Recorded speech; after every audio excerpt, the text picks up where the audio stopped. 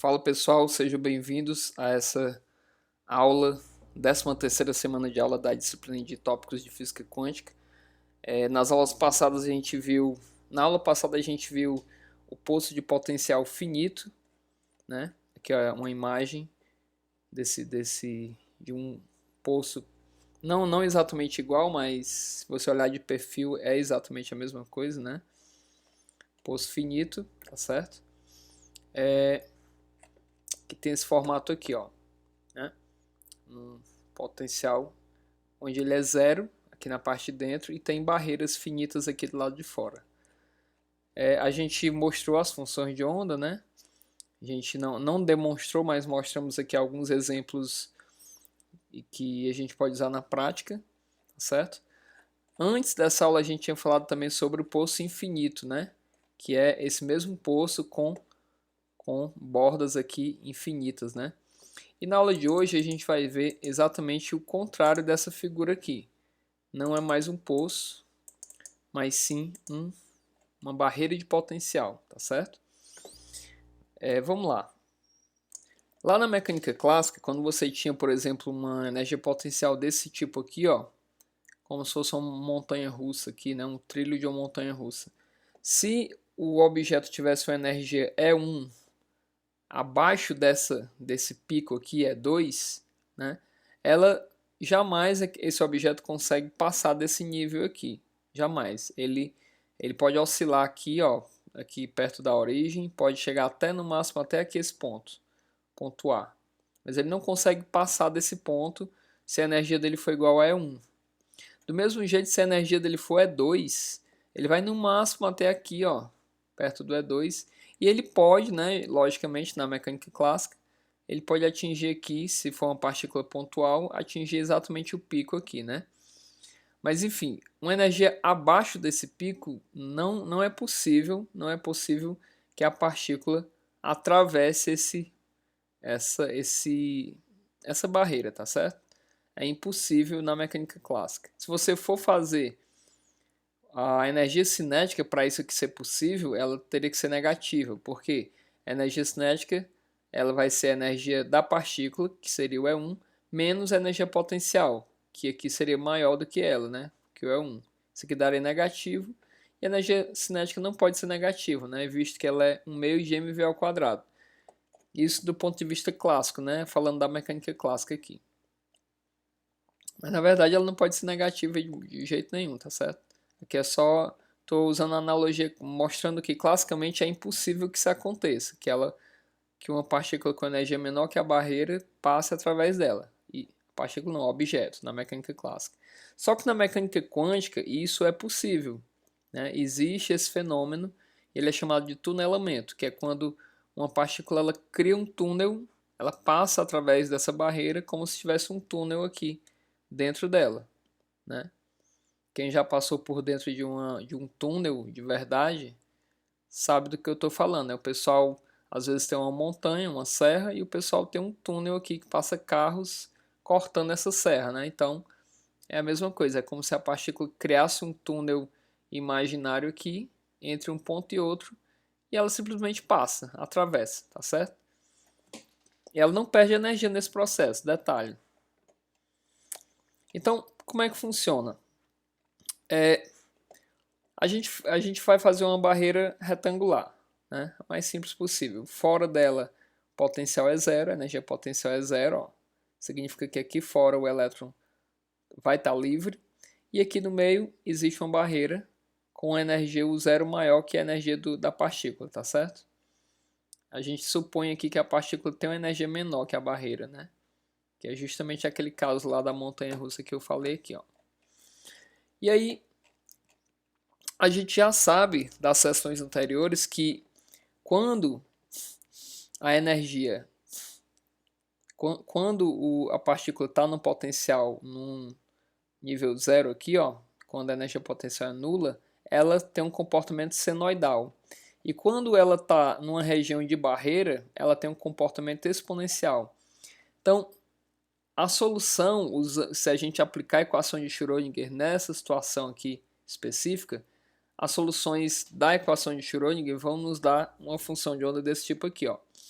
senoidal fora da região da barreira, onde o elétron é livre, onde a partícula é livre. E aí, quando chega na barreira, ela vai diminuir a amplitude dela exponencialmente, né? Que a gente já viu que quando a energia potencial é maior que a energia cinética, o formato da função de onda é exponencial, então ela vai caindo exponencialmente. Até que quando ela chega aqui, ela ainda tem uma amplitudezinha e ela oscila em torno dessa amplitude aqui, ó, o elétron livre, né? E aí, a gente não vai mostrar, mas a gente já mostrou que essas funções são realmente de fato senoidais fora da barreira, né? E exponenciais dentro. E se a gente elevasse essa função ao quadrado, a gente ia ter a densidade de probabilidade, né? Ou seja, ia mostrar para a gente a probabilidade de encontrar essa partícula em algum ponto desse gráfico aqui. E aí você percebe que como ela tem uma certa amplitudezinha aqui do lado direito, existe sim uma chance da partícula ser encontrada do lado direito aqui. Ela tem uma chance grande de ser encontrada aqui, mas tem uma chance pequena de ser encontrada aqui também, tá certo? Não é impossível. E essa probabilidade de encontrar da partícula vindo do lado esquerdo aqui e passar para o lado direito é o que a gente chama de probabilidade de tunelamento. E a gente usa a letra T para designar essa probabilidade, tá certo? E eu não vou demonstrar aqui, mas é possível demonstrar que quando essa transmissão é muito pequena, quando essa probabilidade de tunelamento é muito pequena, muito menor que 1, a gente pode provar que ela é dada por essa expressão aqui, ó. Transmissão, a probabilidade de tunelamento é igual a uma constante vezes a exponencial de menos 2kL, onde esse K é aquele númerozinho lá que está associado com a energia da partícula, a energia cinética, né? O L é a largura da barreira, tá certo? Ó, largura da barreira. E esse G é uma constante que depende da energia que a partícula tem e da energia potencial da barreira, tá certo? E aqui o valor de K, né? Está relacionado com a energia cinética da partícula. Raiz quadrada, 2 vezes a massa dela, vezes essa diferença entre a potencial da barreira e a energia, dividido por H cortado. Esse Kzinho aqui é aquele mesmo Kzinho do momento, que é H cortado K, né? Momento da partícula é H cortado K. Então esse K está relacionado com o momento linear da partícula e, consequentemente, com a sua energia cinética, tá certo? Quando você eleva ao quadrado e tal.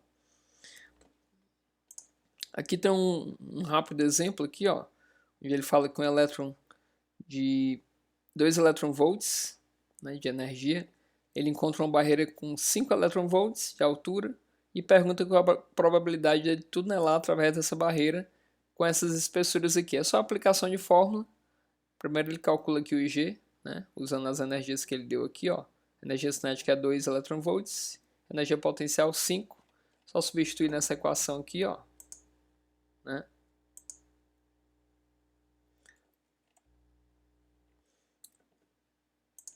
Só substituir nessa equação, onde o zero aqui é a altura da barreira, o E é a energia do elétron, você encontra o valor de G, né? E aí é só depois pegar esse valor de G e usar na equação final, né? Ele também encontra o valor de K, né? Usando os valores que deu no exemplo aqui. E pronto, para cada valor de L ele faz a aplicação da fórmula. T é G vezes exponencial de menos 2kL. E aí dá as probabilidades de tunelamento aqui de um e de outro, tá certo? Agora, algumas aplicações do tunelamento, né? Tem aplicações fundamentais. Por exemplo, quando você liga o interruptor da sua casa, os fios que fazem o contato, eles conseguem transmitir elétrons de um para o outro, né? E eles fazem isso através de uma fina camada de óxido. Um óxido que cobre ali a superfície do cobre, que é o condutor usado aí nas residências, né? Então, tem uma pequena camada, fina camada de cobre, que os elétrons têm que vencer. Tem uma fina barreira, vamos dizer assim, puxando aqui para a nossa aula. Tem uma pequena barreira, uma barreira bem estreita de cobre, de um óxido de cobre, né? Que o elétron tem que vencer para passar de um fio para o outro. né? Então, assim, existe um tunelamento ali, tá certo? Outra aplicação, o diodo túnel, né? Os diodos são componentes utilizados muito em computadores, né? Celulares, se bem que hoje a gente tem diodos cada vez menores, né? Cada vez mais em miniatura, né? Aí é mais difícil de identificar no circuito, mas eles são aqueles parecem uns cilindrozinhos pretos com uma pontinha cinza, né? São os diodos. Mas o diodo túnel, ele é um dispositivo que os elétrons conseguem tunelar através de uma barreira, né? E ele pode ter diferentes alturas para essa barreira aí. Então, de acordo com a corrente elétrica que aplica nele, o elétron pode ou não ser conduzido e sempre normalmente no mesmo sentido, né? Pelo menos tem um tipo de diodo que só conduz num sentido. E aí tem outras junções, por exemplo, a junção de Josephson de tunelamento, né? Que é aplicada lá nos supercondutores. E tem também uma aplicação interessante que é do microscópio eletrônico de tunelamento. E essa imagem aqui foi feita por ele e essa aqui lá de cima também, ó. Percebe que eles fazem tipo umas superfícies, né, ó. Isso aqui é obtido quando a agulha do microscópio ela varre toda a área da amostra e ela deixa a agulha numa distância em que ele começa a tunelar. E aí, por exemplo, aqui que tem um conjunto, nessa região onde tem um conjunto de átomos, a agulha começa a tunelar numa altura maior, tá vendo aqui, ó? E aí ela mede essa altura e mapeia, faz esse mapa tridimensional aqui da superfície, tá certo? Ó, então ela vai fazendo isso ao longo de toda a superfície da amostra. Essa agulhazinha do microscópio de tunelamento, ela tem esse formato aqui, ó, uma agulhazinha aqui, tá certo? Uma agulhazinha aqui, ó, e aí ele vai ajustando a altura dessa agulha de acordo com a corrente de tunelamento. Assim que começar a tunelar, ele para e registra a altura. Ele consegue identificar que tunelou, né, porque aparece a corrente elétrica, e ele para e registra a altura. E assim ele vai conseguindo registrar um gráfico tridimensional da superfície. E isso aqui é importantíssimo, né, principalmente para amostras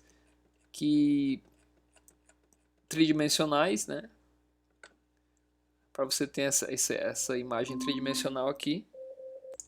Pronto, então ó, o movimento da agulha é registrado, né, como eu falei, e ele consegue mapear toda a superfície aí da amostra, tá certo?